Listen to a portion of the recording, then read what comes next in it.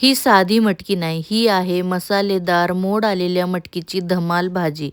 Protein, चव आणि perfect मसाले याचा योग्य समतोल साधून एकदम घरगुती पद्धतीने आणि अगदी पौष्टिक अशी मोड आलेल्या मटकीची रस्सा भाजी आज आपण बनवणार आहोत.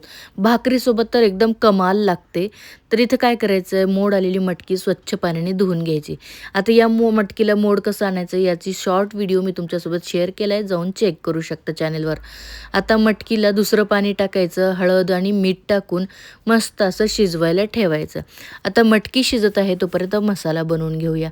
मसाल्यासाठी गॅसवर एक कढाई ठेवली आहे, त्यामध्ये 2 चमचे तेल टाकायचं. तेलामध्ये एक मोठ्या साईजचा कांदा उभा पातळ कापून टाकायचा आहे. कांदा छान लालसर होईपर्यंत आपण परतून घेऊया. कांद्याचा रंग बदलला की यामध्ये धने आणि जिरे टाकले, थोडंसं आलं, लसूण टाकायचं, त्याला पण व्यवस्थित असं परतून घ्यायचं आहे.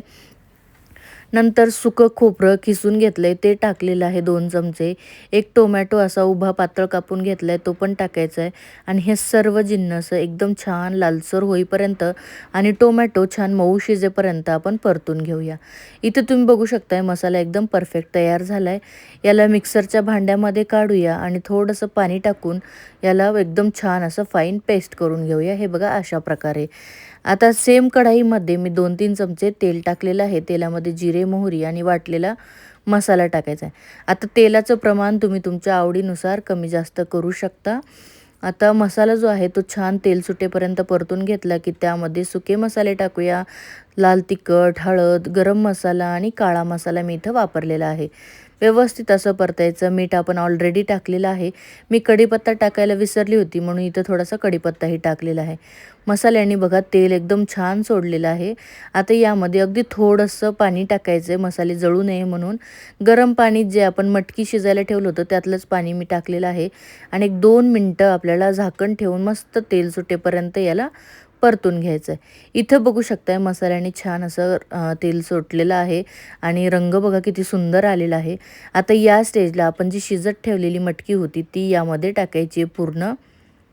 पाण्यासहित मटकी मी यामध्ये टाकलेली आहे. व्यवस्थित असं मिक्स करून घ्यायचं. आता पाण्याची जर तुम्हाला गरज वाटली तर थोडंसं पाणी तुम्ही इथं ॲड करू शकता. मला बरोबर एकदम पाण्याचं प्रमाण झालेलं आहे. वरून बारीक कापलेली कोथिंबीर टाकायची आणि 1-2 मिनटं झाकण ठेवून मटकी जी आहे ती छान अशी शिजू द्यायची.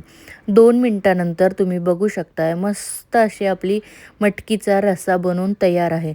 अगदी अप्रतिम झालेला आहे. रंग बघा, कट बघा किती छान आलेला आहे. आता हा तुम्ही तुमच्या आवडीनुसार खाऊ शकता. भाकरीसोबत, चपातीसोबत, भातासोबत, इवन तुम्ही मिसळ म्हणून पावासोबत सुद्धा खाऊ शकता. इतका अप्रतिम हा बनून तयार होतो. नक्कीच ट्राय करून बघा. तुम्हाला हा व्हिडिओ कुठल्याही क्षणी अगदी थोडा जरी आवडला तर व्हिडिओला एक लाईक करायला विसरू नका. त्याने मला अजून प्रोत्साहन मिळतं तुमच्यासोबत असेच नवनवीन व्हिडिओ शेअर करण्यासाठी. आणि टेक्स्चर बघा, रंग बघा किती मस्त आलेला आहे. नक्कीच करून बघा. धन्यवाद.